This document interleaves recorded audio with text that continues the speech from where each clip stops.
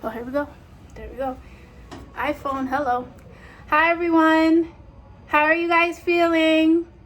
It's Thursday. We're almost at the end of the week. I know. I agree with Song. Both hands up. All right. So today we are going into a lesson in egg cookery, right? Specifically fried eggs. But before we get there, we want to backtrack and we want to review some of the information that you guys learned would have been from our 25-minute lesson previously. And I attached plenty of links and attachments to your emails. If you are an evaluator, thank you. Thank you for being here tonight. Your information was sent via Gmail. The rest of our beautiful audience, all of your stuff was sent via your Wildcat email. So please pull it up if you can. If you have any issues, please let me know. But I'll continue to share links as we continue the class. So some questions that we want to keep in mind tonight that we're going to review are, what are the different parts of an egg? And specifically, we're talking about chicken eggs, right? What other animals produce edible eggs? And that's a conversation that, we'll have as a class. What are the different grades of eggs? What are the different types of eggs used in industry? So you guys can give a testament of the type of eggs that you guys use in your kitchen or out at work. And what are the common egg cooking preparations, right? So in order for us to get our minds going, right, I'm going to put a couple of videos in the chat. But before we get there, I just want to see a show of hands. Did everyone receive the email that I sent? Okay.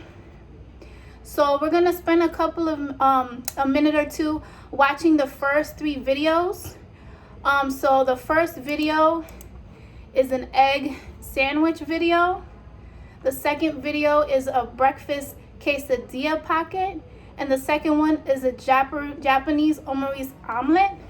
Now, I do not have a TikTok account, but this link is accessible if you don't have a TikTok account, so there shouldn't be any issues. Again, if you have any issues, please let me know. So after you guys watch the first 3 videos, please write in the chat that you are all set, okay?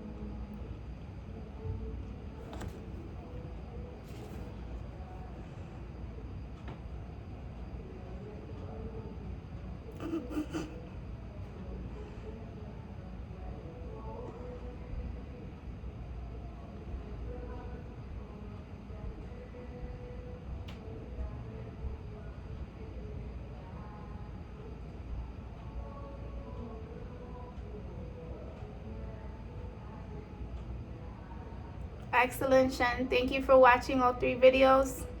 Thank you, Song.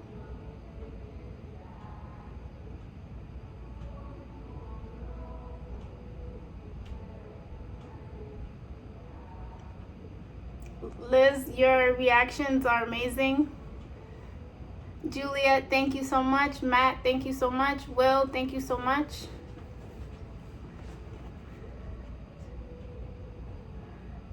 Thank you, Shakira.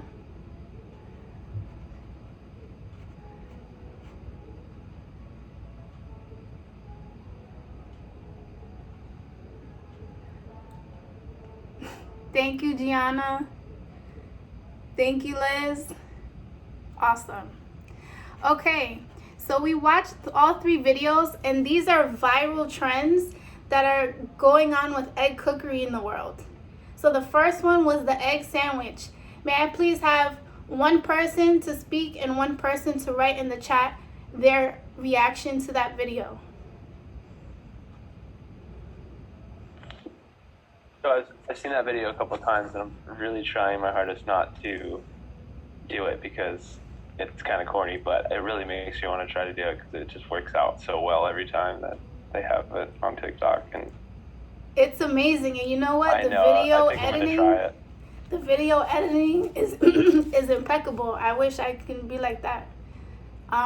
So the next one is the breakfast pocket quesadilla. I need one live response in one chat from 2 different people. I've always wanted to try like doing that folded wrap. I've seen that all over, and I think it looks awesome. You get kind of everything that you want in all of the different corners, and then all you need is one wrap too. So it's not like you need 2. You just need one, and I feel like it's a cool, quick lunch or dinner or something. Awesome. And Liz, I did not try the breakfast one specifically, but I was at home and I was hungry, so I decided to make a pizza version, and it came out the same. I think what makes it right is as long as you cut the tortilla right in that spot in the middle, then you'll be able to fold easy. If you cut crooked, I don't know if you'll get the same result, but it's okay. And all right, the last one, the Japanese omurice omelet. I need 2 different responses, one oral, one in the chat, please. Yeah, there is what I learned in Japan as a French omelette, and it is the first practical test in the lab class. Wow. What was it? Was it easy for you, or you had to practice a lot, Song?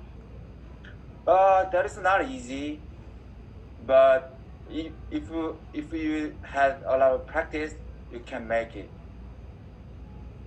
All right, this is for the chat. Has anyone tried that particular omelet, or seen it being made, or just seen other videos that feature the same omelet?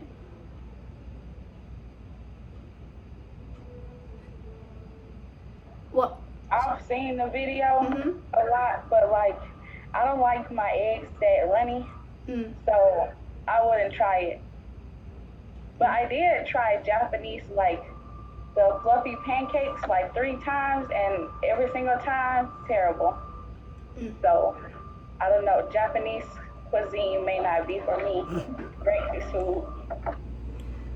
I think we're just gonna have to take a place to that famous restaurant. So Liz just put in the chat that there's a BuzzFeed video. There's 2 BuzzFeed videos. One that features 2 men traveling to Japan to this particular restaurant to try it, and then the second one features one of those 2 gentlemen who get to have to master it for 24 hours or something. And then lastly, Shen, so you tried it and you made it before. Can you tell us your experience? It's really hard. It's not easy to learn it, and it took me I practiced every morning for maybe 2 months, but not like every day. So it's like that's how you get a perfect one. It's especially when you're using an induction oven. It just induction burner is just way harder than a direct burner because you get the even heat of it. Sometimes you need to handle it a little bit. Thank you, Shen, for sharing. Hopefully in the fall or next spring before we graduate, Shen, I'm gonna have to hold you to it and I want to try it. All right? So lovely people, we're gonna move on. So I hope this got your brains going thinking about egg cookery, right? Or different prepared eggs that are trending right now. So we're gonna move forward, and if you look at the email I sent you guys, there's a worksheet about anatomy in an oven egg. Now, I don't know if you guys took a few minutes to look at it or started to fill it out, but it's okay because we're going to review it together, because this is something that we went in depth previously in our 25-minute lesson. So we're going to go over the answers right now, so you guys can just make a note on a separate doc or whatever you feel comfortable with taking notes. So let's pull it up. Okay. Come on, baby.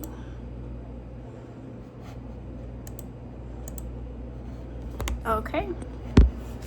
All right. So number one,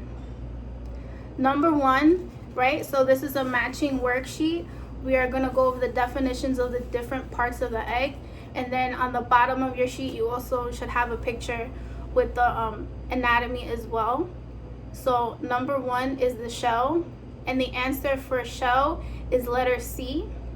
Can I have someone please read out what letter C states?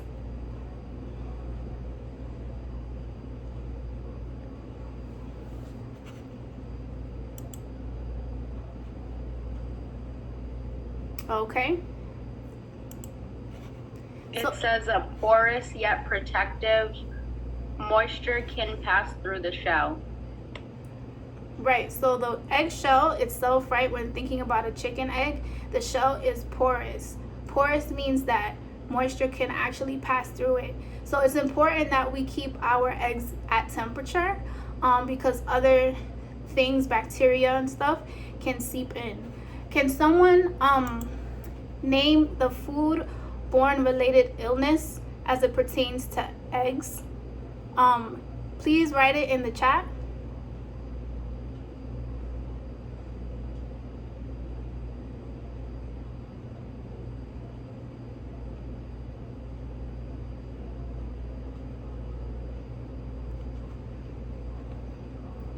Okay.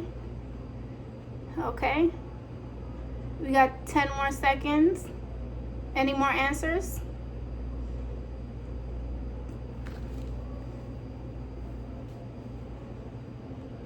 Okay.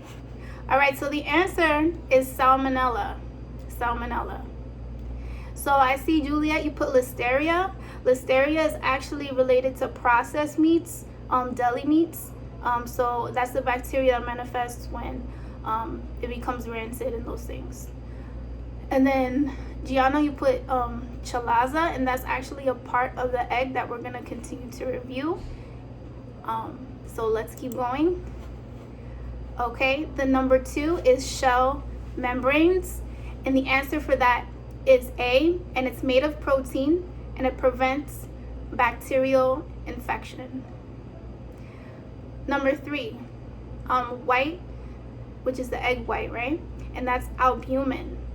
And the answer for that is B as in boy, and it's made of protein and water, and it protects the yolk. Now, did you guys know that albumin is not just in eggs? Do you guys know another type of food that contains albumin?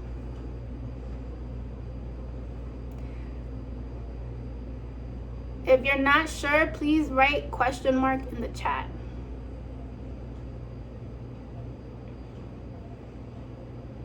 Okay.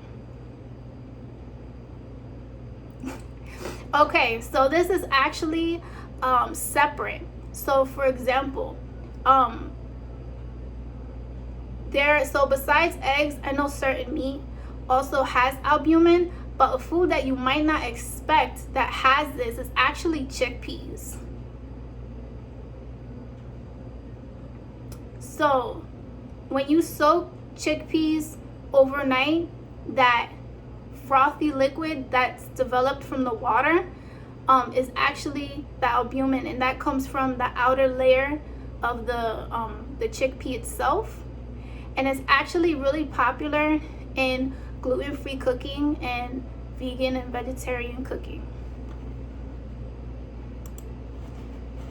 Okay, number 4 is the yolk. The answer for that is E, made of fat, protein, cholesterol, water, vitamins, and minerals, and it contains lectin. And this is just for the crowd. If you know another food that contains lectin, please write it in the chat. You don't have to know it off the top of your head, but if you can Google it and give an answer to the chat, that'd be awesome. Okay, Juliet, you said chocolate, which I believe a certain chocolate does. I think more processed chocolate, no? I think it says like soy, and then that lectin. I think it's like soy before it. Yeah, so I don't know if it's a different type or like, is that a preservative for? That's something I would have to find more information about, and we can talk about that for next class. So thank you. So Shen, you said soy lectin. Do you know more about that, or you're not sure? Yeah, I know about it because we used it before. It's a kind of thing that when you need to foam a sauce up, you can use it, and it just, when you add it and you blend it, it gives texture of the sauce, and you can just scoop the foam off it and put it on the dish. We used to make blended uni and uni juice with sea urchin juice in that and put it on top of the uni. So that's a kind of use of the soy lecithin. Excellent. Thank you so much for your response, Shen. So we're gonna start wrapping it up. So we have the last 3 definitions. So if number 5 is the chalaza, so Gianna, this is for you. And the answer is D, and it protects the strands and it suspends the yolk in the white. Number 6 is the air cell, and that's gonna be answer number F, or excuse me, letter F. Forms in the cell, contracts as it cools after layering, and it also helps as a freshness indicator. And then number 7 is G, which is the germinal disc, and that's the entry point of fertilization. So when that embryo eventually develops, that's where the sperm enters the egg. So for that embryo to grow. All right. So we're gonna keep going. Please hold. Okay, so let's talk about the different types of bird eggs.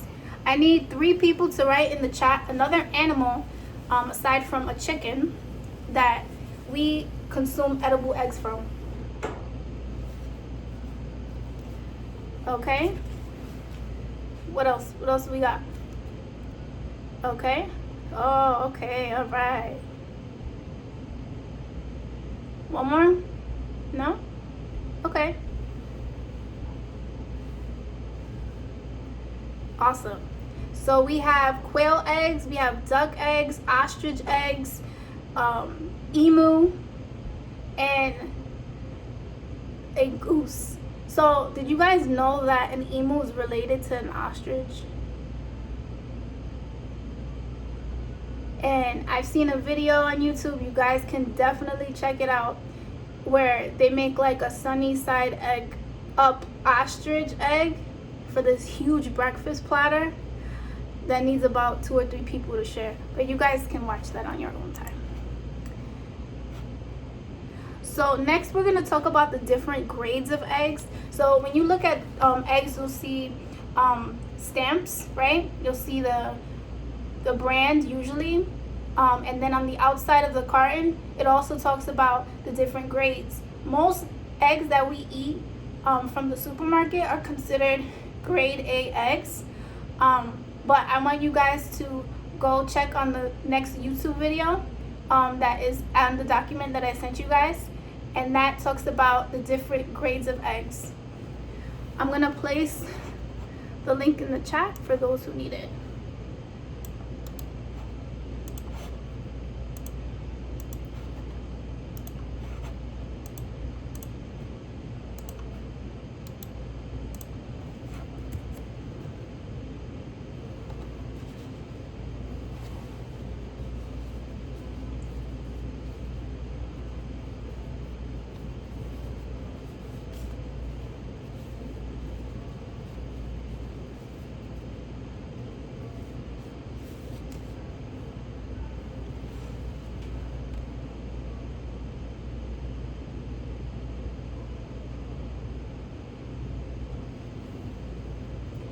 when you guys are all set with the video, please write done in the chat.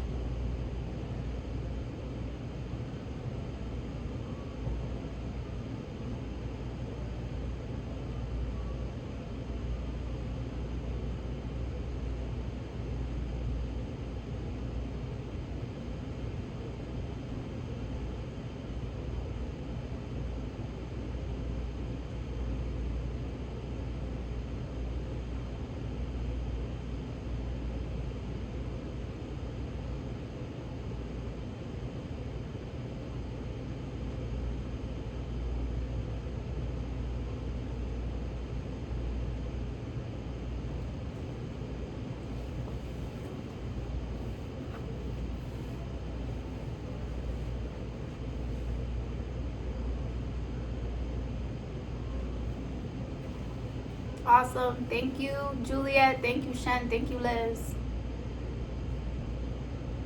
Gracias, Mateo. Gracias. Muchas gracias.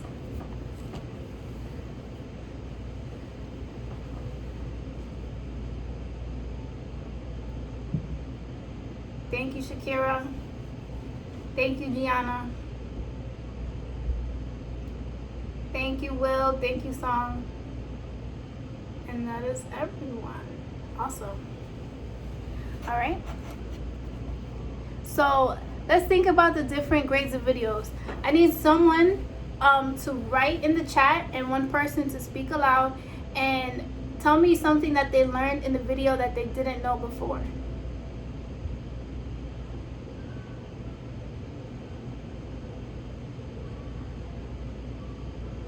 I didn't know that based off the grade, like when they would crack it in the pan and the whites would move. I didn't know that it would change for each grade. I found that very interesting. And how the grade B, the specks of the blood, I didn't know that would be more prominent in those types of that grade. So I still need one more person to write in the chat, but it's okay. We're gonna move on. I know it's quick and you guys need to collect your thoughts, and that is okay. So speaking on the specks of blood in eggs, I can recall a quick story when I was at work, and I cracked open an egg to make someone an over easy egg, and I saw specks of blood and I freaked out, and I was like, I'm not serving this. So I cleaned it up quick and moved along, and then I noticed the next one also had the same thing. So then I had to be to a point where after like 4 eggs and I noticed these specks of blood, I noticed that it was no good, at least for serving in the industry level, right? When someone's asking for a sunny side up egg, you don't want to serve them sunny side eggs with egg specks. What I did, I spoke to my supervisor and I let them know, like, hey, these batch of eggs are no good. We need to see if we can find another case, or use liquid eggs perhaps, and just let the customers know that we're not using them right now, from an industry point. And I think professor, you can speak to that as well. And when we see something, we have to say something, especially when it comes to food and service. I'm a big customer service person, so the way I cook is the way I would like to cook for myself, is the same way I would like to cook for someone else. So with that same love and professionalism, and not something that's going to be rushed, right? We don't want to rush product. Considering, time management in the kitchen, but you guys get the gist of what I'm saying. So Song, you had a question, and it says, why are white eggs and brown eggs, right, different in price? So it's contingent on the difference between the colors is the breeds of the chickens, and I guess that's a USDA question in terms of the pricing. I also too observe in my journeys to the supermarket that brown eggs are relatively more expensive. But that's a question that I would have to further investigate, and we can talk about for the next class. Okay, so cage free and free range. So you guys have heard this term before. Thumbs up reaction if you heard it before. Cage free versus range free. Awesome. So cage free eggs usually means that the chicken or the hen has space to roam around, right? But they're still in an enclosed area or building, but they're not cooped up in the cage. They can walk around and have space to lay their eggs without being cooped up. And then free range means that they have accessibility to go outside. Doesn't mean that their whole time laying eggs is outside, but they do have access to the outdoors once in a while, so they're not enclosed in their space. And with that also comes price. So similar to Song's previous question about why are white eggs and brown eggs so expensive, that's the same concept with cage-free eggs and range-free eggs. They're also expensive as well, because in terms of the quality and how the animal was cared for. So moving on. So we're gonna talk about different types of eggs really quick, and we're just gonna talk about another trend. So have you guys heard of plant-based egg substitutes? So I had a former friend of mine who is a vegan, and I saw this container she has in the house called Just Egg. And so Just Egg is a vegan-based product that's used as an egg substitute. You have to see it to believe it. I've seen her prepare this, and it goes from this little liquid until these fluffy scrambled bits, and it really looks like eggs. I'd be fooled just by looking at it. I'm sure taste and texture is different, and even the smell is quite similar, because there's other things that you can use to give it that sulfury egg base. Okay. All right, so we're going to the second part of our lesson. So is the egg chart. So again, that's something that I provided with you guys in the email. It's a Word document. Everyone should have access to it. Please make a copy of yourself or download it so you guys can write your own notes, so no one is jumbling in the chat.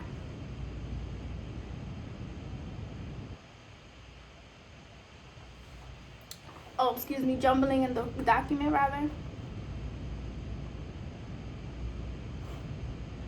All right, thumbs up or thumbs up emoji if you have access to this document.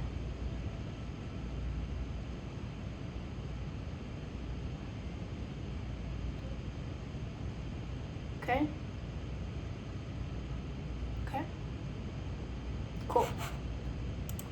All right. So we're gonna pull up our document. So the first picture is we're going into our fried egg segment. So we did a review of the different parts of the egg. We talked about different egg trends that are in industry. We talked about a little bit different types of eggs and just what industry experience has for eggs right now. And that's a whole different conversation that we can totally go into, but we have to move forward. So for the purpose of this class, we are doing fried egg preparations. And I know this very well because I am a breakfast cook on the weekends. So the first picture we have here is sunny side up eggs. So I want you guys, can need one person to verbally speak and tell me what they see in the picture. How do they know it's a sunny side egg?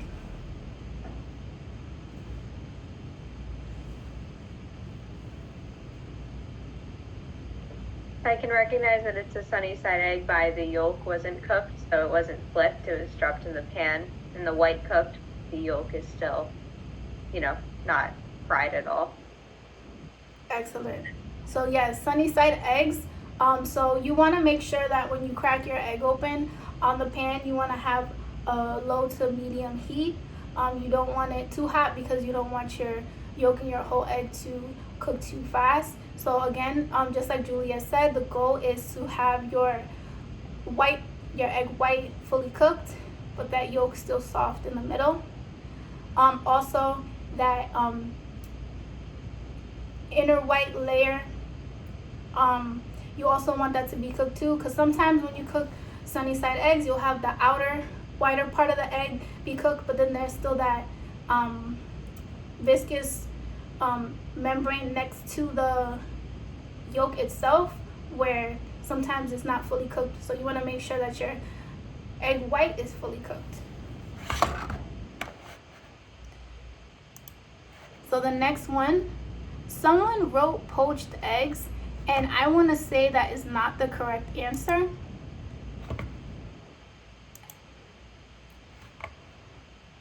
So the second one is actually an over medium egg.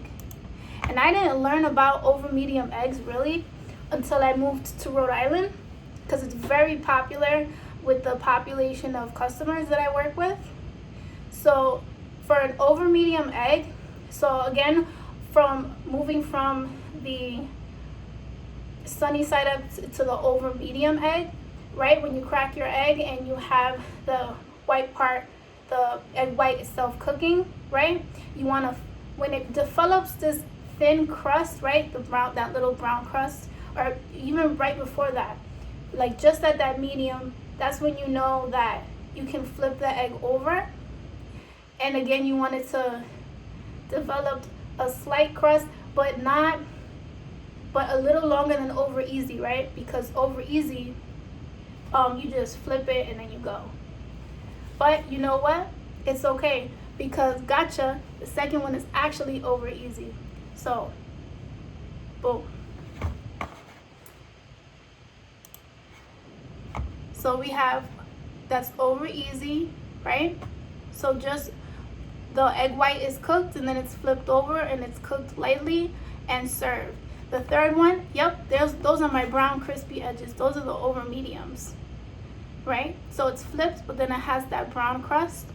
And again, half the yolk itself would be cooked through, but when you break into the egg, it still has a yolk filling that is going to be dispersed from the egg. And lastly, it's the over hard egg. That means the egg white and the yolk is fully cooked. And this is personally how I like my eggs cooked. And it's something that I've had a discussion about at my job. I have a coworker who likes her eggs over hard but likes the egg broken. And we have a dispute whether it's a fried egg, right? Just a plain fried egg, or is it really over hard? But that can go on for days. But I want to know, what's your favorite types of eggs if you guys eat eggs? I need 3 people to speak aloud.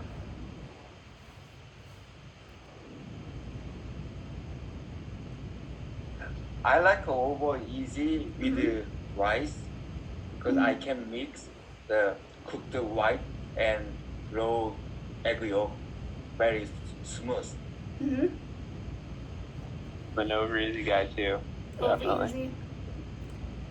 I like eggs. It's like over medium, and I put it in toast, so it's like eggs in a basket, and it gets a little crispy, but the yolk's still runny. So then the bread that's nicely toasted in the butter, you can sop up, in the yolk. It's really good. Awesome. Does anyone like sunny eggs or over hard eggs? Yeah, I like eggs with no runny yolk. So I can't do the over easy. I can do like hard medium, like just a little some, but preferably no runny yolk. I'm not biased to any of the fried eggs. I will have whatever I'm in the mood for, but I agree with Shakira, over hard sometimes is just the go-to. And if you're making a breakfast sandwich, that's always the easier way to go. But to each his own, right? And thank you guys for this particular lesson in regards to our fried egg preparation. And we're gonna get into today's recipe. So you guys can pull up in the doc as well. I attached the PDF for today's recipe. Today's recipe is called huevos rancheros, and it's actually a Mexican breakfast dish. And I want you guys to look at this recipe and think about that, and remember that a recipe is a guide. There are certain things that when you go to the supermarket, they may not have it in stock, right? And you guys can alternate and fine tune to your flavor palette and to your spice level. This particular recipe has serrano chilies in it. Maybe serrano chilies might be too hot for you. You might want to omit that. You can use a green bell pepper if that works for you. If you like heat but serranos are too hot, jalapenos is fine. But remember, when you're working with chilies, you guys can choose to de-seed them in order to decrease the spice level. So I'm going to bring out my meats. So I had my meats in the fridge, especially my eggs and my cheese, because it is a dairy product and we want to make sure that it's at temp.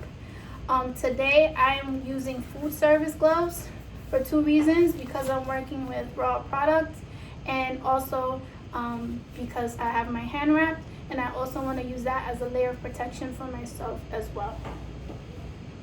So I'm bringing this up.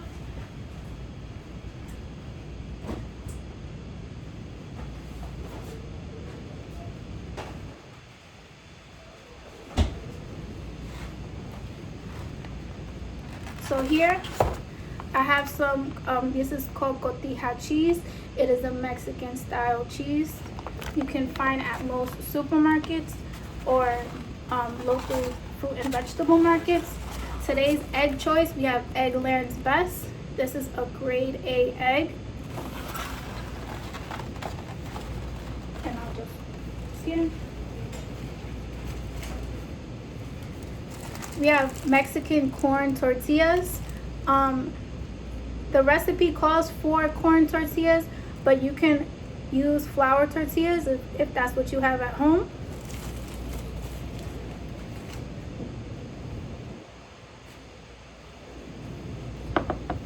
Here I have 3 plum tomatoes diced. The recipe calls for Roma tomatoes, but the supermarket didn't have it today, so you just have to work with what you got. The type of beans I'm using today, I'm using black beans, so I use 1 can of black beans that I rinsed the liquid from.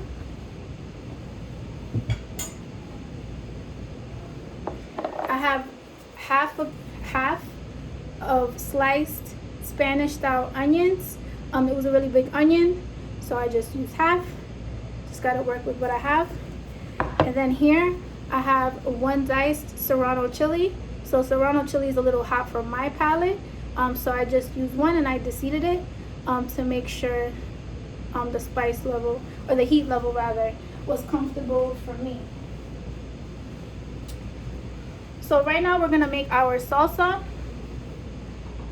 So let's see. Can you guys see the stove? Thumbs up if you see the stove. Awesome. Okay. So here we have a small to medium size saucepan. Skillet pan. And we're gonna take our heat and we're gonna put it to medium-low heat. And we're doing this because we want it to cook down. Here I have vegetable oil. If you're trying to use alternative oils instead of corn or vegetable oil, there's rapeseed oil that also has a higher smoke point. There's also avocado oil that you guys can use as well. So I used about 2 tablespoons. It's just enough to coat the pan.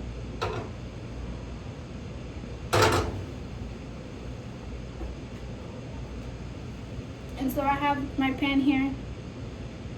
And it's gonna heat up pretty quickly. I'm using a gas stove, so it tends to heat pretty quickly as well.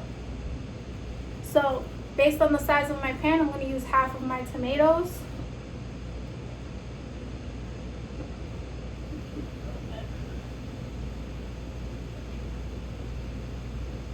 Next time when you fry stuff, make sure you use a piece of product that you're using to test the oil.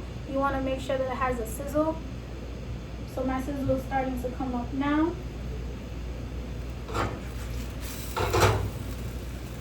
I'm going to use a handful of my onions.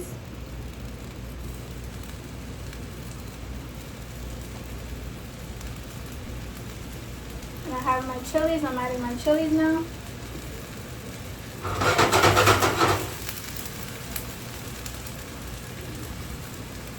Adding a little bit more tomato because I feel like I have a little bit more space in my pan. Why not? I'm going to take off this glove and I'm going to change my glove really quick because I'm using tomato products. But in a normal setting, I would wash my hands between glove use. That is what we're supposed to do.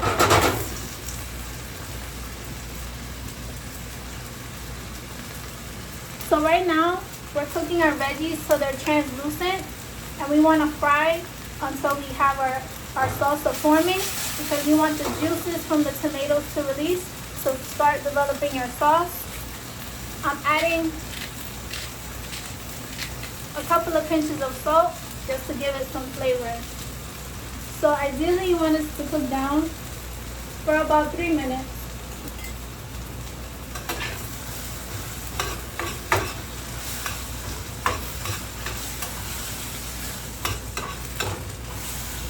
So while this is cooking down, we're going to get our beans ready. So this is a pan. We're using a small saucepan for this beans, for our black beans.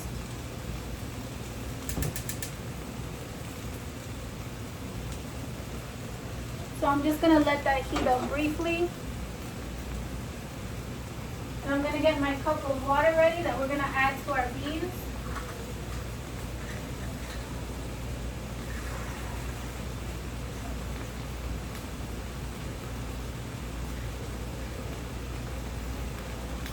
Okay, so we're adding our beans to our pan.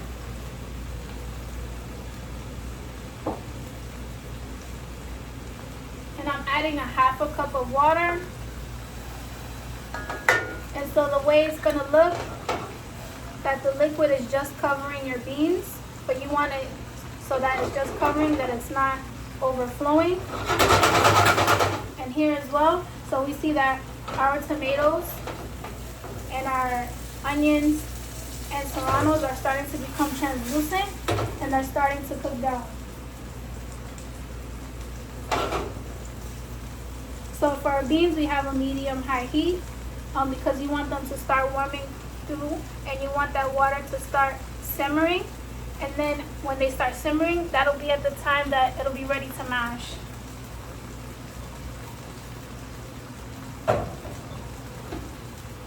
our next pan here, we're going to warm up our tortillas very quick.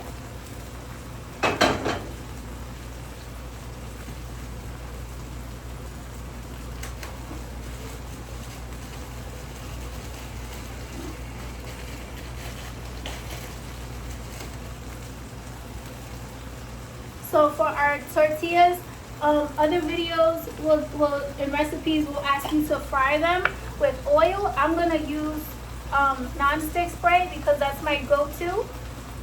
Because I don't want to add any additional fat from what I already have from our salsa. So put this together. There we go. I'm gonna place our non-stick spray in the pan away from our stove so we don't have a fire. Here. And we have this pan for our tortillas about medium heat. So we're just gonna place one so it can start working. We're gonna check on our salsa because again it's starting to reduce. And we don't want our salsa to burn. Sabrina, that was your timer Okay, for 45 minutes. all right. So as we're wrapping up this lesson, and you guys are going to check out the Kahoot quiz, you guys can do at your leisure. When we come back from our break, you'll see our finished product. But thank you everyone, and good night. Okay, I will set up the breakout rooms.